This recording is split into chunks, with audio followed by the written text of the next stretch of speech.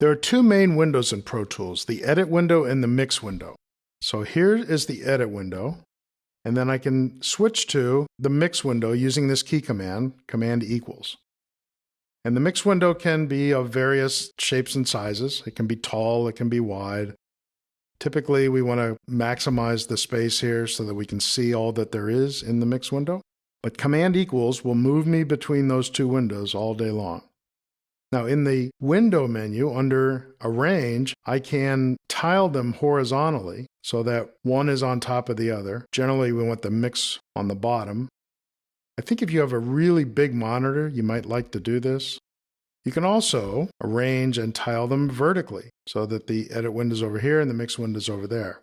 In my studio, I have two cinema displays side by side, and I like the Edit window on one and the Mix window on the other. But when I'm not in that studio, then I tend to grab the Edit window and make him the right length. Maximize this guy, bring him up just a little bit. Then I just use the hotkey to switch between them.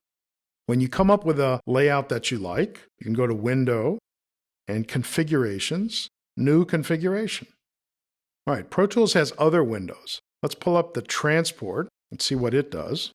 As advertised, it has controls here for moving the playhead in Pro Tools. So I can use the spacebar or I can hit play. Right now I'm in loop playback. I got there by going Options and Loop Playback. So if your playhead doesn't have the little circle on it, that's why. Now I have a regular playhead and I can jump back to the beginning and play this file. Now, the thing about the Transport and the big counter are that they are floater windows. In other words, if I go to the Mix window, they're still floating to the top all the time. Let's jump back to the Edit, and I'll close these two windows and we'll look at some zoom options. So the Zoom tool has normal zoom and single zoom. Let me switch to normal zoom, and I have the Smart tool selected now. And let's say that I select the Zoom tool and I zoom into what I want to see, and I'm still zoomed in with the Zoom tool selected. Now I have the Smart tool selected. I'm going to switch to the single zoom. Let me jump back out here, and I zoom into what I want to see, but now I have the Smart tool selected. So that's what the single zoom does for you. It lets you zoom in for the purpose of editing. And you can change the zoom tools by tapping the F5 key. You switch between the two. I like the single zoom and then the Smart tool selected.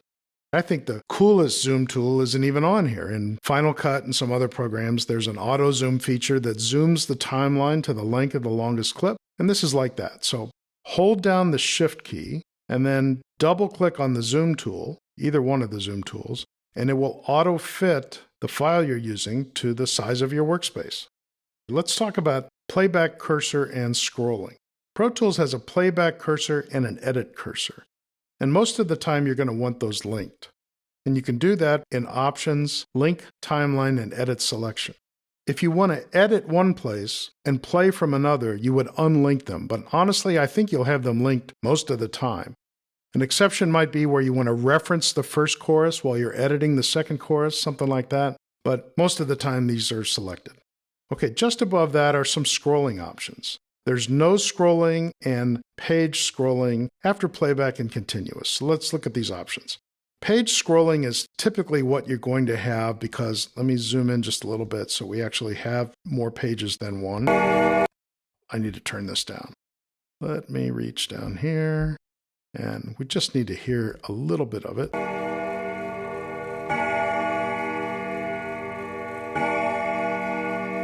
And we expect that when it gets to the end of this page, it's going to refresh. And it does. That's what page scrolling is all about. No scrolling would be if it's back here.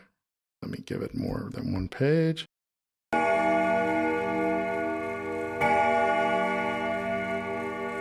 As advertised, it's not scrolling at all. We're now hearing things we're not seeing. Not sure when you want to use that in Pro Tools. Not often. Usually you want to see it and hear it at the same time. After playback is another option. When would you use that? Maybe so it plays whatever you want and then scrolls to where you stop. which might be the case if you're playing with your eyes closed and you're listening to the mix and then you want to park where you stop.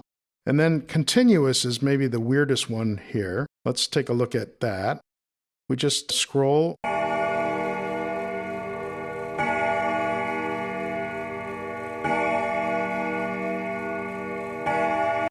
It may be handy once in a while. It's very tough when you're going very fast.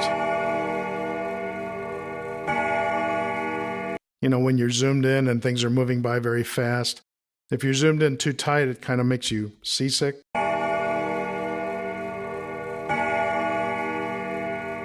But if you like it, that's where it is. Options, edit window scrolling. I'm going to go back to page. Let me zoom out just a little bit. Hold down Shift and double click on the zoom tool. And now my session is the way I want to see it. And next we'll look at some options for sorting our clips.